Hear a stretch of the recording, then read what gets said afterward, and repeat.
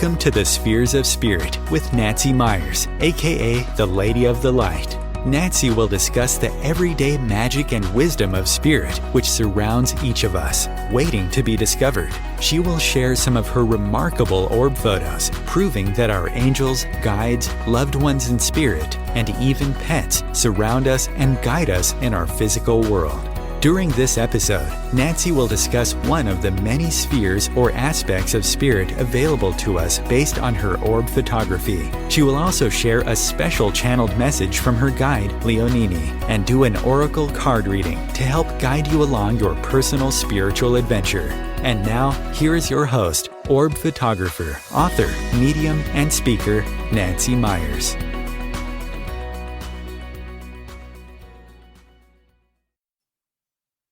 Hi, welcome to the show.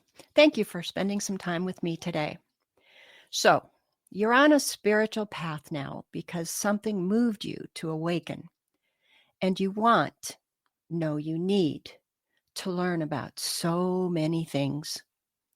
Or you've been on a spiritual path for a while, and you need to expand. Now what? Well, we don't have any more mystery schools that we can go to. Workshops are good, but the best thing to do is read.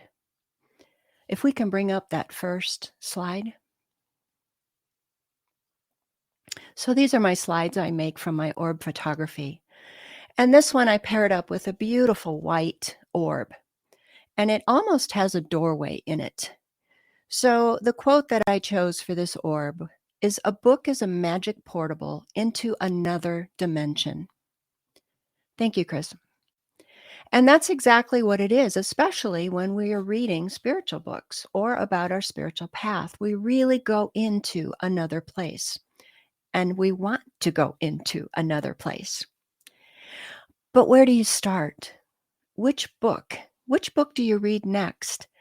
How do you know that that book is genuine? How do you find the best books? Well, that's where today's guest comes in.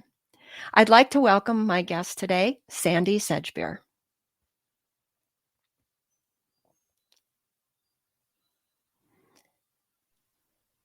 There she is. Can you see me, Sandie? I can see you. I keep seeing a message telling me that there's a problem on the line as well. Oh, I think that got cleared up. So we're good. Yeah. So welcome. Hi. I am so delighted that you've agreed to be on the show with me today. Thank you. So for my audience, I just wanted to let you know that Sandie has a very rich and accomplished resume. Among other things, she's an author, an editor, a magazine publisher, a radio and TV talk host, but she is also the founder and creator of the No B.S. Spiritual Book Club. And that's what we're going to explore today, a little bit among other things. So, Sandie, looking over your resume, it sounds like you've always been interested in media in one form or another. Would that be a fair assessment? Yeah, I mean, if you look at my astrological chart, it's all about communication. Really? I've got five planets in Gemini, including my ascendant and my sun. Everything is about communication. And growing up, all I thought I wanted to be then was a writer. And later on, once I was working in the media, I wanted to do everything in the media. Wow. That's really interesting. And I'm going to go off here in just a little bit. The fact that we're going to have a show where we talk about soul plans and the gifts that we bring in. I've talked a little bit about that in past shows, but you literally can see it in your chart that, you wanted to do the media.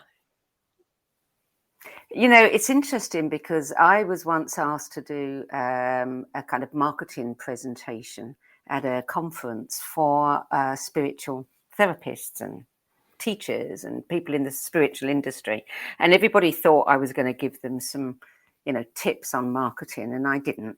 I went in a completely different direction because I actually believe that we all come in knowing what we want to do, knowing what we're here to do, but we forget. But the clues are always there. And so what I did in my presentation was I showed lots of pictures of people like Oprah Winfrey and all kinds of famous people when they were small children, you know, and a picture of myself who looked like this scruffy little, you know, chubby street kid, 4 years old in the worst part of London. And you know, I'm looking at these pictures, you can say, well, no, I can't imagine who that child is going to be when they grow up. You wouldn't think they're going to make anything of themselves. But in fact, we've all gone on to do something, you know, something that's in our passion, that's in our, I think, is in our DNA to do. And it's really important that soul contracts, you know, we really pay attention to what we were interested in as children, because I think that's where the truth lies, right there. Yeah, we may not discover it until further on down in our life. For me, for example, the first astrology chart I had done, the medium looked at me and she said, "You," and I was near 60. She says, "You cannot not be a medium." I went, "What?" You know, what are you talking about? You know, and then of course, you know, now I am here today. So, were you drawn to books at an early age, Sandie? I was very, very precocious, and I was reading. I think I taught myself to read at the age of 4 because Wow. I was reading before I went to school. And in England, you know, kids start the infant school at 5 years, and then they have 2 years there before they go into the junior school. So I was reading before I went to school. I was in the infant school library. I'd gone through it all in the first year. And I Wow. was the only infant that was allowed to go to the junior school library. And then I think they picked me to do all the readings at all of the school events. If, you know, if we were doing a harvest festival in the church, I would read because, you know, I just loved words. I loved Wow. words. Wow. Yeah, you know, it's like someone that comes in who knows or has this desire to like play the piano. You came in with this desire to read and to work with words. That's remarkable. Yeah. So I hope my audience honors when they have those urges or those feelings, because it's something that is in Mm, souls, right? We yeah. have come for this purpose. So have the book Mm. that you have read, because now you are in, you know, kind of, or have you always been in the spiritual side of the media? Has what you've read always had the spiritual slant, if you will, to it? Um, I had 2 lives. Before I moved to America in 1999, I had 2 lives. I had my private life, which was a real deep interest in everything to do with, you know, the esoteric, the occult. I was scouring every single book I could get my hands on, but it was always with a very critical eye. It was as Mhm. if it was out there and I was kind of trying to evaluate it. You know, is this stuff true? Um, Everything else I did had nothing to do with spirituality at all. Oh. Although there were certain core principles, if you like, and Mhm. traits that I think are common to everybody, but some people would say, oh, that's leaning more in the spiritual arena. You know, my attitude, you know, the way I like to treat people as if they were people. If I had readers in a magazine, I wanted to meet my readers because I wanted to know what they wanted. So I was always coming up with ideas, ways that the magazine could get together with its readers. And I was doing that way before those things were common. You know, organizing weeks away for the readers at spas or Oh. holiday trips and meeting the readers there, simply because I'm interested in communication and I'm interested in understanding people. Mhm. And once you understand who people are and what they want, you know, it's very easy to be able to tailor what you're doing so that you're giving them what they need. And that's always been something that I've been very interested in. But no, I mean, my first books were, about dieting, about sex, about confidence, about psychology, about men and women and the differences between us. Nothing to do with spiritual. So these are the books that you have written that you're referring to? Yes. Okay. Yeah. Okay. Yeah. So at what point then did this happen? What point did you say, oh, I'm supposed to be doing this work? It's an interesting one. I know that it was at some point in the year 1987. I'd been reading esoteric books since I was 15. I was a lot older in 1987. And I remember buying my first crystal and putting this beautiful chunk of crystal into a particular place in my living room. And something went through my head that said, this is going to change your life. And it was Oh, wow. And I, got rid of that thought. Didn't want to acknowledge that. Sure enough, over the next couple of years, my life fell apart. My relationship fell apart. Everything fell apart. But I also, that same year, suddenly realized that all this stuff I'd been evaluating, critiquing, reading some books, tossing them to the side and saying, no, that doesn't fit. And then something else and thinking, wow, this resonates. I suddenly realized that I was not looking to learn something. I was looking to remember something. And I think that year I'd reached a point where somehow I knew enough for something in me to go, okay, I've got it now. This stuff is real. And from that moment, I got very, very dissatisfied with the other life that I was leading. Spirit works in amazing ways. And you said, you had a very ordinary life, but then everything fell apart to make way for this. That kind of happened to me and to many of our friends. We think we're on a certain path, but something happens, it falls apart, and then you begin what you were supposed to be doing. At that time. It's divine timing, but at that time. So when you were reading these books younger, and it's kind of like me, I always had this feeling, this knowing that, mediumship and life beyond life and all that existed, but I just couldn't fathom how I fit in it or if it was really real. So I like you kind of went, okay, I know it's there. I kind of believe in it, but I'm not going to dismiss it. It sounds like when you were reading this book or these books early on, and I'm assuming you read, fantastic things about fairies and dragons and spirits and angels, you read it, but something deep down in you, even though you go, I don't know if I believe in that, something deep down in you said, hang on to this. Would that be fair? Yeah, absolutely. As a child, I used to sit in trees. I used to hide from people. I'd either be hiding under a table You're or a up in a tree. character. And I always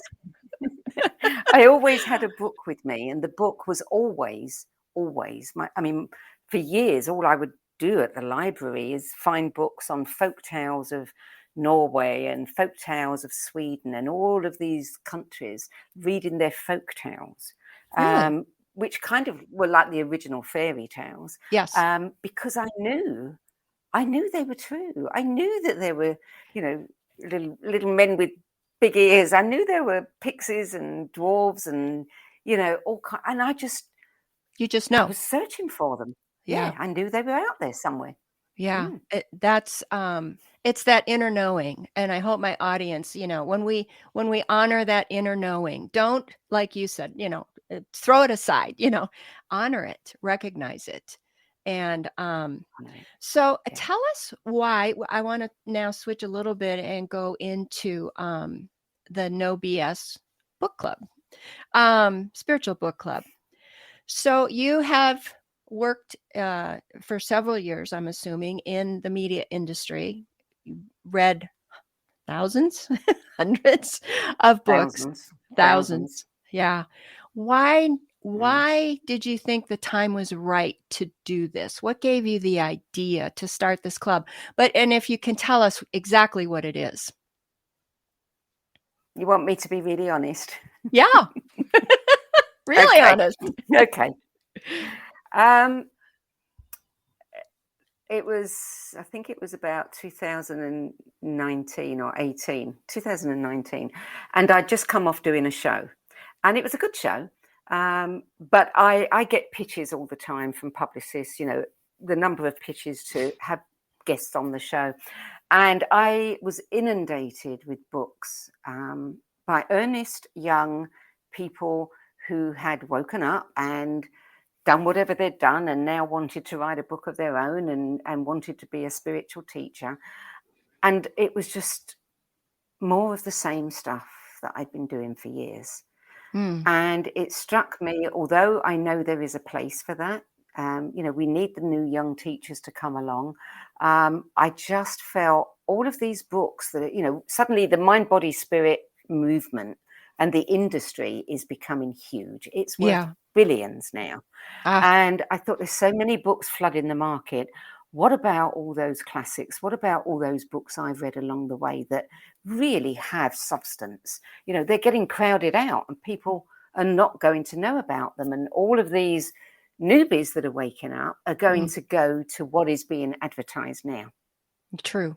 And in that game, it's the publisher with the biggest budget that's going to win, who may not necessarily have the best books. And in my experience, often don't. So I just thought, this is ridiculous. Something's got to happen. Somebody's got to do something about this. There's got to be a way to counteract that. And literally, straight away, it was as if somebody unfurled, a poster and said, hey, look at this. And there it was, the whole idea. And I looked at it and thought, well, that's interesting. That would do it. Yeah, someone should do that, but not me. And I kept saying, not me. And it kept coming back for a year. Yeah. And then finally, I looked at it and said, yeah, I think this is mine to do. And because I was in a position where I didn't want to do a book club, a normal kind of book club, what I felt is there are so many great people out there, speakers, authors, teachers, who have walked the path. Let's have a look at the books that inspired them, and we can create some kind of archive of inspirational books, and people can say, oh, so-and-so liked this book and it did the same for that person and that person, and then they'd give it more credence. So I realized that I was in a position where I know a lot of these people, so it wouldn't be that difficult to approach them. And, I know how to create websites and magazines, and I know, so it seemed like I had everything that was required. So I just decided to go ahead and do it. So tell us about the format. Well, first tell us how to find it. Where do you find the No B.S. Spiritual Book Club? Two ways. You can go to my website, sedgbeer.com, and you can click on the No B.S. Spiritual Book Club tab, or you can go to the No B.S. Spiritual Book Club.com, and it will take you straight to the same page that you would arrive at. It's free. Anyone can sign up. What we do is we send out every month, we add 2, 3, 4 new 10 best lists. We have a dedicated page for each contributor. We publish their 10 best list of books with their descriptions, why that book, influenced them, how it influenced them. And then I do a live video streaming interview with the contributors afterwards, in which we go a little bit deeper into their stories. And then they share a bit more about those books and their life journey.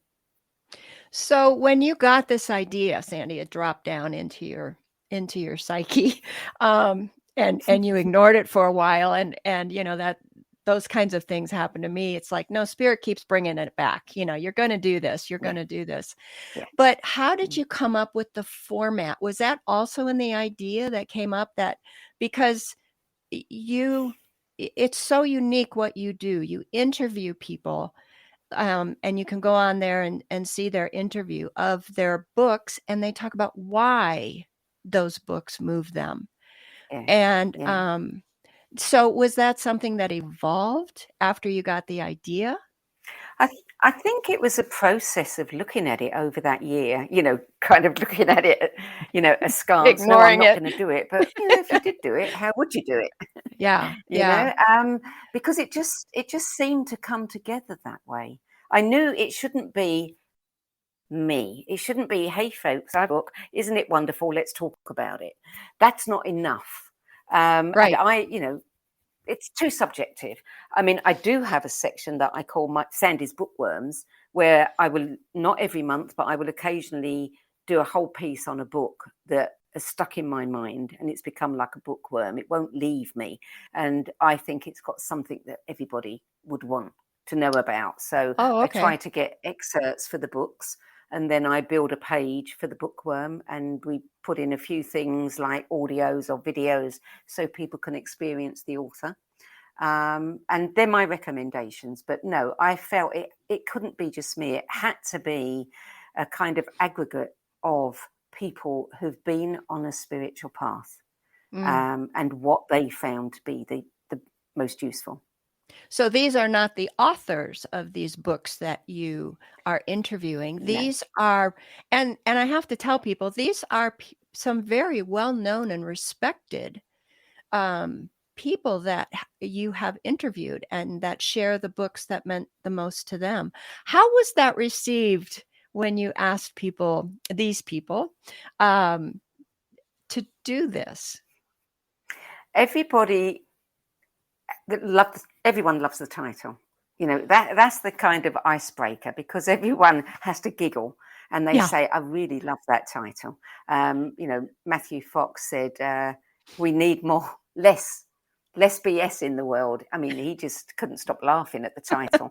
And I think what happens is people are intrigued.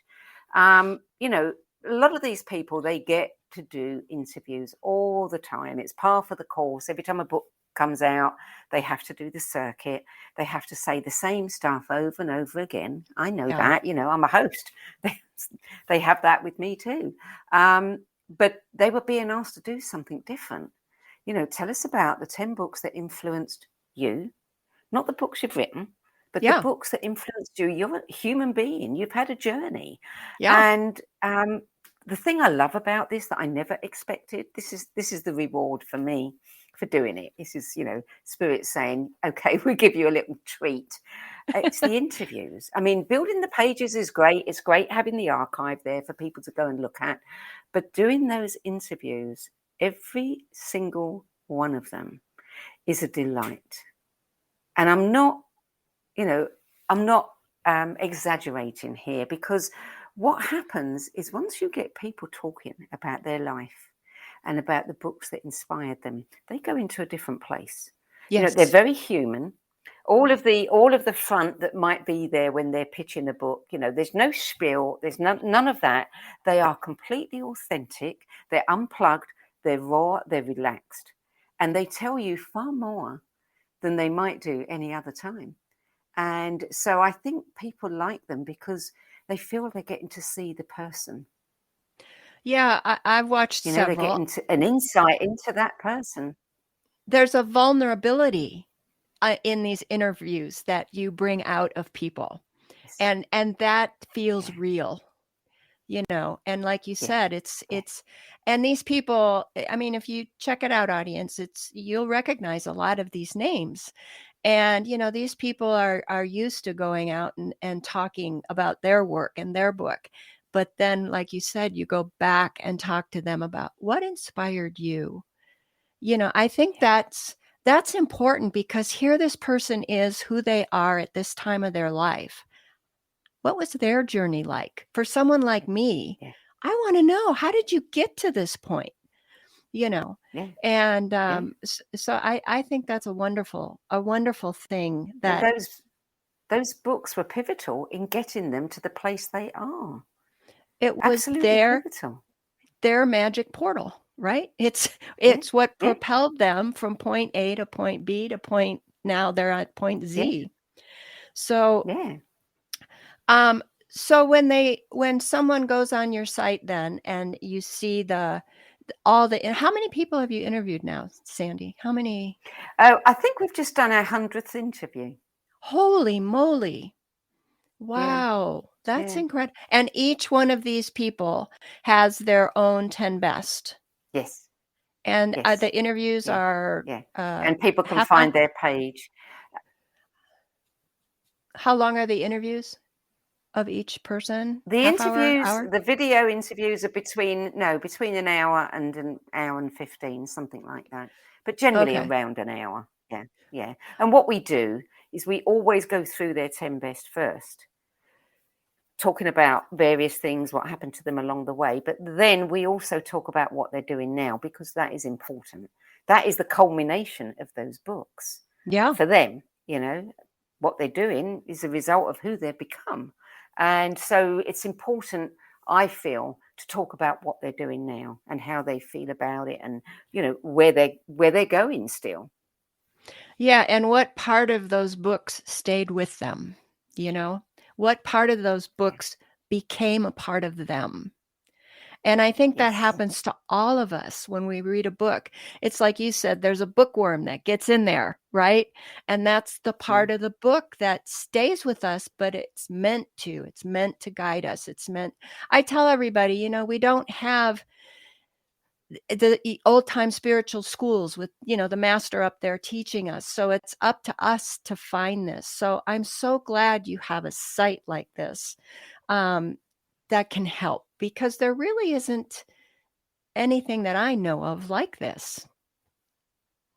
Well, I don't think there is, and I'm glad there's not. And I think that it has to be the way it is in order to, there's no advertising. There's nobody pulling the strings. There's nobody saying, I'm going to sponsor this. So nothing is skewed. Yeah. Everything is absolutely authentic, no BS. This is what these people are talking about. No, I'm not trying to persuade anybody to read them. I'm just saying, have a look and see if there's anything here that inspires you. The other interesting thing about it is every single guest who thinks this is a bit of a hard task to come up with 10 out of all the books, that they've read, every single one of them has said to me, that was like a life review. That was an amazing experience, because I didn't realize how far I'd come. Wow.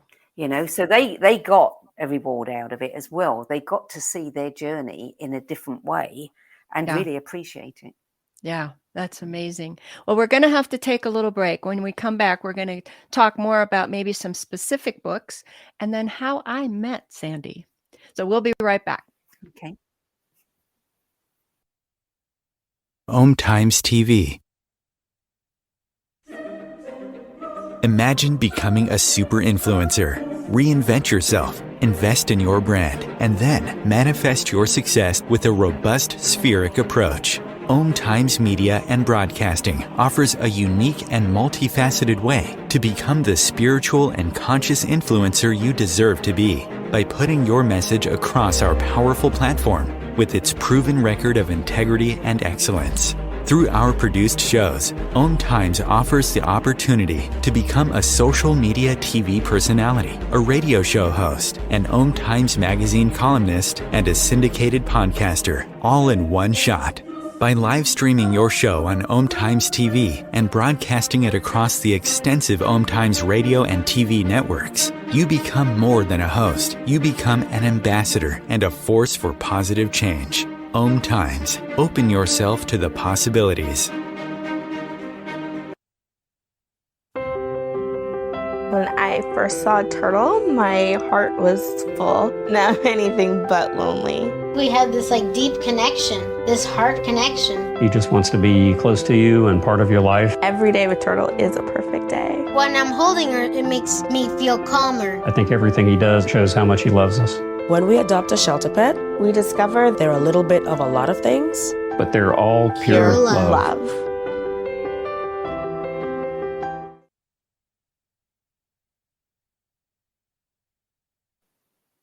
And welcome back. Sandie, what I love about your website, the No B.S. book club, spiritual book club, I always forget the spiritual part, is that you keep it pure. You know, you don't let any outside influences taint that. And so for people who want to say, okay, what's the tried and true books? So when you're interviewing these people and someone is at your site navigating it, and how many of the books have you seen overlap between your guests? A lot, quite a lot. I was just talking earlier about getting some software that would allow me to aggregate stuff so people could see which book comes up, you know, in a kind of hierarchy. Quite a lot. I would say a good 40, maybe even 50% of them tend to overlap. Now, some overlap a lot more than others. I can tell you straight off some of the books that consistently come up, you know, at least once a month they're coming up. I mean, Don Miguel Ruiz, you know, the Four Agreements, absolutely. And I think there's a reason why these books keep coming up. Some of the classics, some of Deepak Chopra's, Louise Hay, You Can Heal Your Life, you know, some of the classics, I say classics from, say, the 80s and the 90s, they come up again and again and again. And what I find in those books is there's no BS. They're very simple. They're very to the point. You know, there's no fluff. They're just very, very practical. And you can't help but read them and go, oh, yeah, it makes sense. But I hadn't thought about it. You know, they're the kinds of books. And they're the kind of books that I like. You know, Dan Millman, you know, he's one of my bookworms. And in fact, he's the only bookworm that I've done where I said I couldn't choose between the books that he's written, and he's written a lot. So I was going to make it his entire body of work was the bookworm. Oh, wow. And I mean, his books are like that. Everything in them down to earth and practical. You wouldn't necessarily call it a spiritual book. You know, it's a handbook for life. That's what those kinds of, you know, books are. They're the sort of books that have the wisdom that you want to give to your children, whether they have a spiritual life or not, you know. But yeah, and fiction, Lord of the Rings always comes up. Mists of Avalon always comes up. Yeah, again I and love again the Mists of Avalon. Yeah. And that influenced them. That's pretty amazing. So a lot of these classics were written, like you said, back in the 80s and 90s. These were people back then that probably, you know, it wasn't as popular to be in this field. So they really had to write it in a way to reach us. So you've been doing this a long time. And I love that you give books not necessarily done by big publishing houses, but books that you feel are worthwhile reading a chance.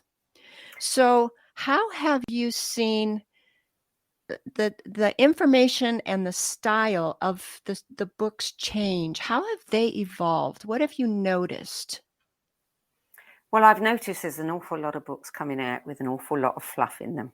Yeah. You know, and you know, it's wonderful that people want to share what they've learned for themselves and what's worked for them.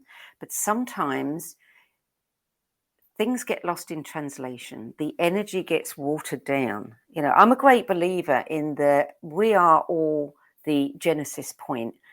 You know, the energy we give off, the projects that we create, the things that we do, the work that we do.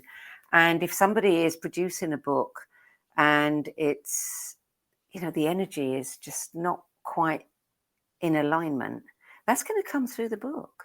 You know, I see it straight away. You know, and I'm sure most people do, there's a feeling, there's a mismatch, there's it was okay, but kind of thing.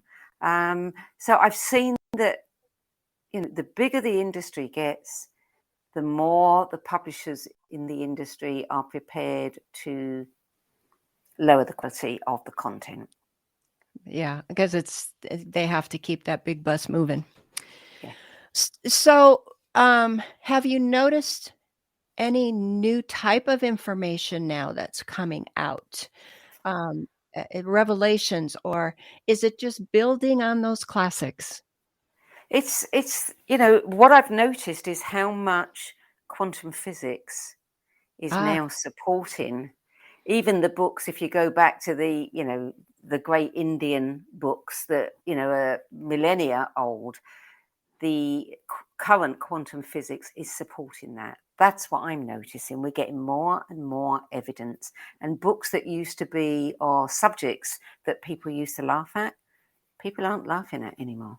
So I love that. I love that. And that's the place where I want to play, because I know you've got to ground the information. You can't just, say to people, oh, angels exist. Well, prove it to me. Right. I won't believe it until you can prove it. We've got to give people evidence so that they understand what life is really about, who they really are, what they're capable of. And, science and spirituality is where I want to play. I'm not interested in fluff. Well, and and I've always heard that, if you can see my hands, that science and spirituality are on a collision path. Yes, Yes, absolutely. And now the books, some of the books that I've been reading now, when they state something and they say, oh, and science just discovered this, so they're incorporating science into their books, like you say, which gives it even more weight, I think.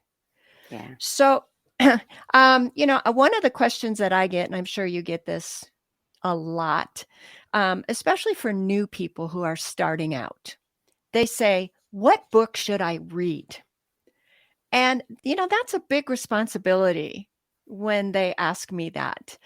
And I have to think about it. I have heard people say, oh, I walk into a bookstore and I just have this feeling that I need to read that book. Or I'm walking in the bookstore and a book falls off the shelf. I wish that would happen to me. But is there a book, or how do you handle that when you get that type of question, Sandie? If somebody's really open, if they're open to, going down a spiritual path, I might tell them a few books that I might not tell someone else who isn't quite so open. I think one of the first books, and I would give this to anybody, wherever they're at on their journey, is The 4 Agreements. I think you cannot get, more basic than that. And I think we all need to know that, and we all need to practice those 4 agreements. I think The Power of Now, I mean, that is a stopper. It's a time stopper for me. It's the kind of book that makes me stop and go, wow, I've just read something really important there, and it shifts your perceptions and you're not the same anymore. So I think that's a really important book. The books that aren't too fluffy or too, spiritual heavy, they're more practical, pragmatic. You've got to live your life. This is a great way to live your life. You will feel better if you pay attention to some of these. They're the kinds of books that I recommend a lot. Well, from there, people can go on. Yeah, that's a great foundation. But I think you would agree with me when we say, but your spiritual journey, is everybody's own. And, it's like the books will find you if you're open to it. And the type of books will find you that you need to read. But to have a starting point to say, okay, I'm going to start, those are some great recommendations. Yeah. I do have to tell you, you talked about The Power of Now. One of, I think it was my second reading with Medium when Robbie came in, my son who passed, and that's why I do this work. And he came in and he told me, Mom, don't wear a watch. I just got a new watch from my husband. And I go, why can't I wear my new watch? He said, because there is no time and you need to live in the now. There's no past. There's no future. And he called it the divine, the holy instant is what he called it. It's just now. So, and when you do that, I've been told, that's where you find the joy. But so I'm sure that book touches on that. I haven't read it, but I think I'm going to. Oh, it's pretty amazing book. Yeah, pretty amazing. I mean, if you think about it, if you live in this moment, then there's nothing. There's no anxiety. There's no fear. There's no anything, because fear's in the future. Fear's based on something from the past that you projected on the future. But right here, in this moment, nothing is missing. Exactly. And if you can put yourself in that space, that's a good space to be.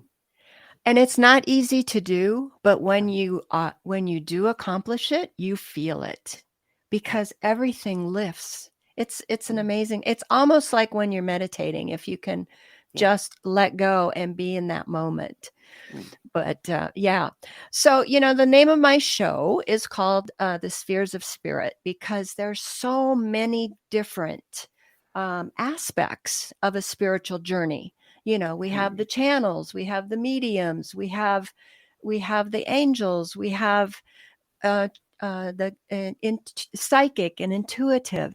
So when your guests talk about, and it depends what the listeners are interested in, are they touching on a lot of these different topics in some of the books? Absolutely.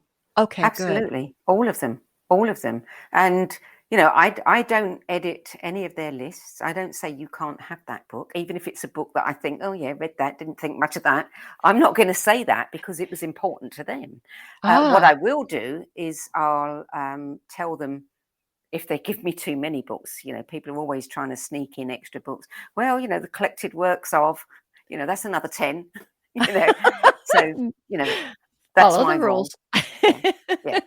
Yeah. So all kinds of books. And one thing I would say is that I'm learning too is how many fiction books, whether it's fantasy, whether it's science fiction, whether it's historical fiction, how many of those books I'm learning have so much spiritual truth in them. Yeah, they're based. It's like the fairy tales. The fairy tales are based in truth somewhere along the line. So that's really interesting. So I have to do well, let me ask you this first. So you mentioned the 3 books that you would recommend. Is there a brand new one coming out or a new author that we should be aware of, that you're aware of? It's very difficult for me to hold things in my head because I'm reading so many books every week. I know as that. soon as I've read one, it's fallen out of my ears. Don't have I the only mind remember pieces, but I have been very impressed with some of the books that I've been doing interviews on recently. There is one which is about a medical intuitive who trains. And she's working with top hospitals. This is where the science and the spirituality are meeting. And I love it because she's got so much science in that book, but very easy to read science. Is there somebody that I think... no, but I tell you who I really would recommend if somebody says, I want to dip my toes in gently, go and read some of Dan Millman's books. Who's that? Dan Millman. Oh, Dan Millman. Way of the Peaceful Warrior. I mean, because some of his other books, they have these little parables and little fables in them, so they're easy to read. But the wisdom, it kind of comes up and hits you over the back of the head because you're lost in this little story, and suddenly you read something and you go, "Oh my God, that's so true." Yes. Why don't I do that? Yeah, makes so much sense. It's so easy, and that's what it is. It's easy. We don't have to make it difficult. Well, that medical intuitive is a perfect illustration of what we were talking about, where medicine and science comes together. And maybe that's how all these spiritual books are shifting and evolving now. Yeah. And so now I know you've had your own spiritual journey, but what's the magic of your journey that you have found along the way that serves you? Something that we spoke about a bit earlier, which is realizing as you get older that it was all there inside you all along. That, I think, is amazing because it's not only true for me, it's true for all of us. And to suddenly look back and join the dots and go, oh my God, when I did that, actually, that is part of what, I've come to see myself as a shameless sharer. If I come across something that I think is really good and it moves me, I've got to share it with everybody who will listen. So, that's what I do with the radio shows. That's exactly what I'm doing with the book club. So I think that knowing that actually that was there all along, that piece of me. It's part of my mission, if you like, is to connect. You know, people say to me, oh, you're a great connector. I connect people. I connect people with one another. And, you know, through hosting guests, the audience gets to connect with them. I connect books with people. I connect all kinds of information with people. And to see that actually, wow, you know, it's been a long, winding path, and I'm actually living my mission. Wow, you know? And it's fun. You know, there's a joy that it brings.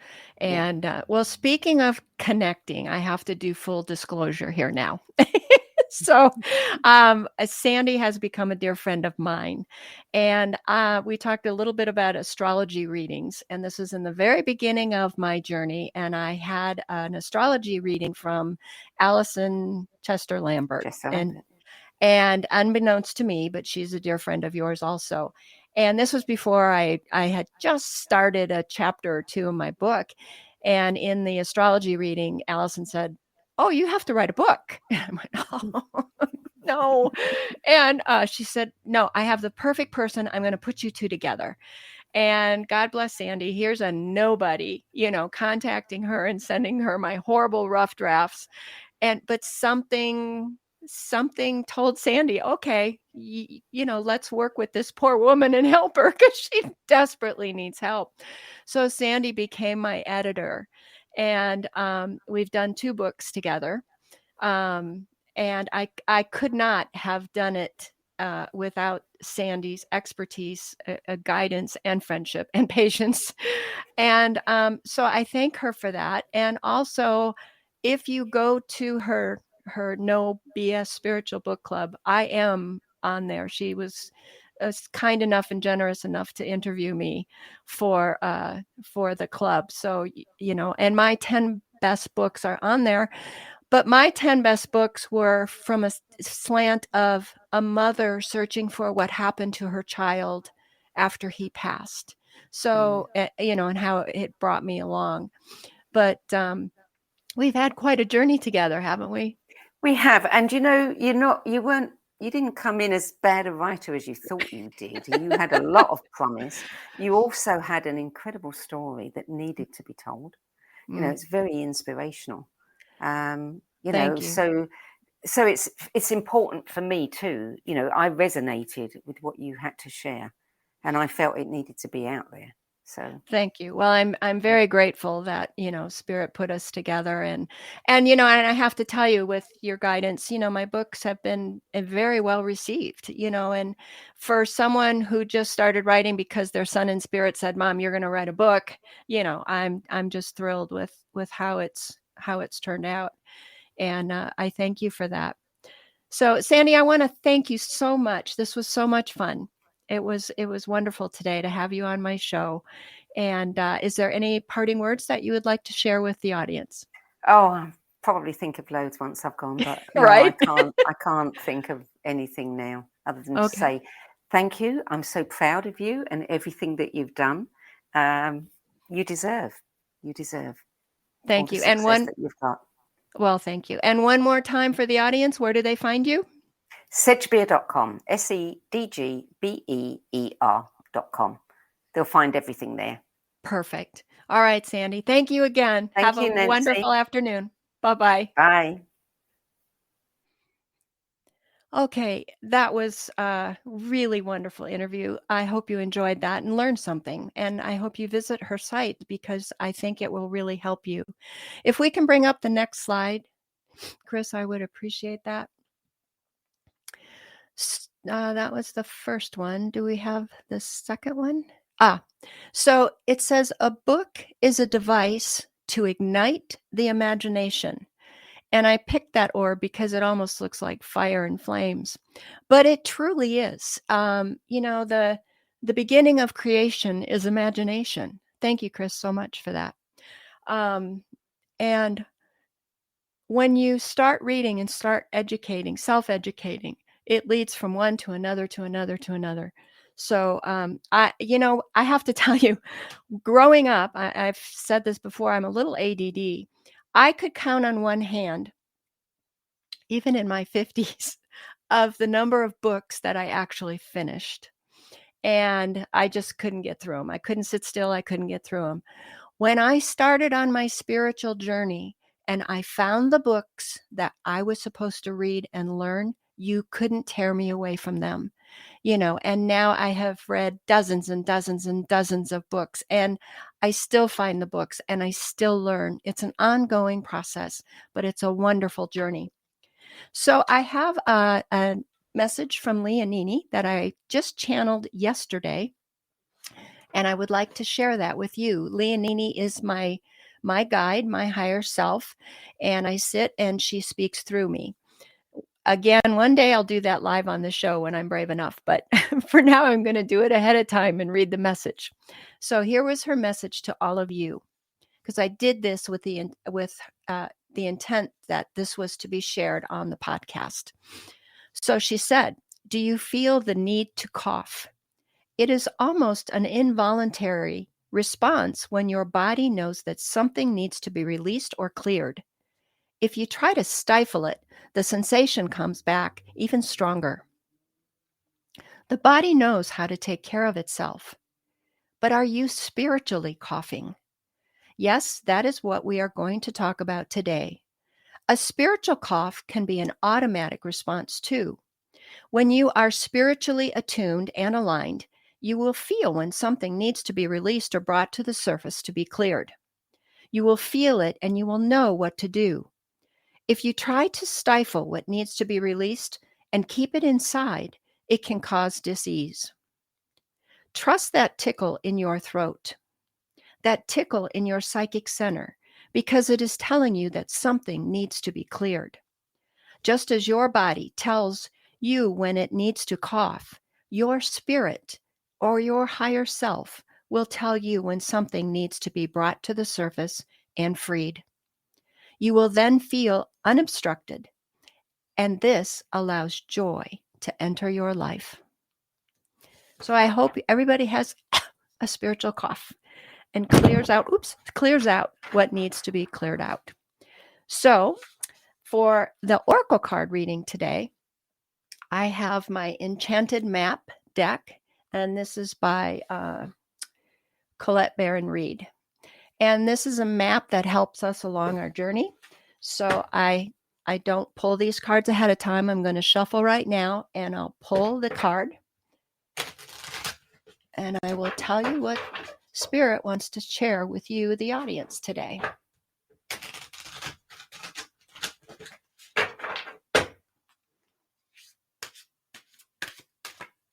Okay, so I'm going to pull the first card. And can you see that?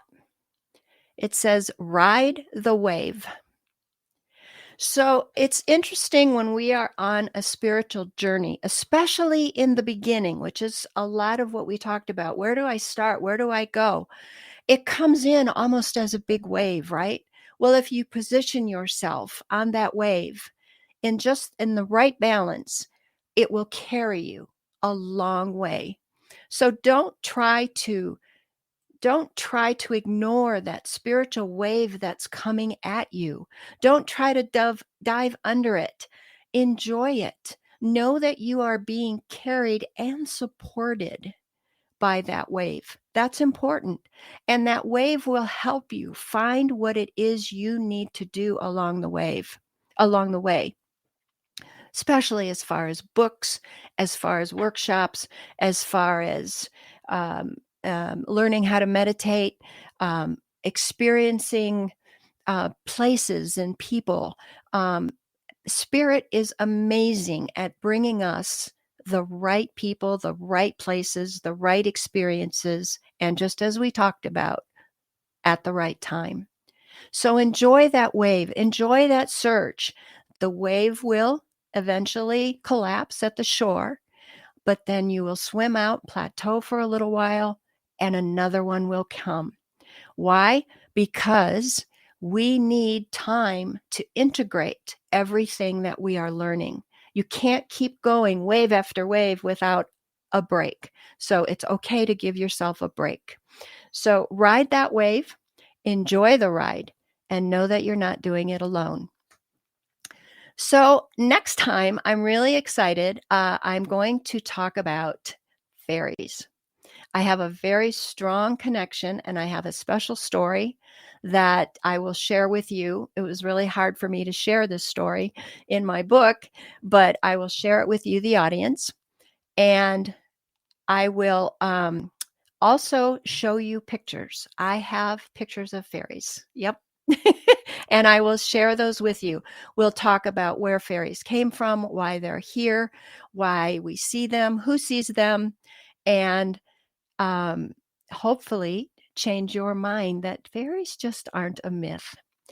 So I want to thank you once again for joining me on the Spheres of Spirit, and I will see you next time. Take care. Bye-bye.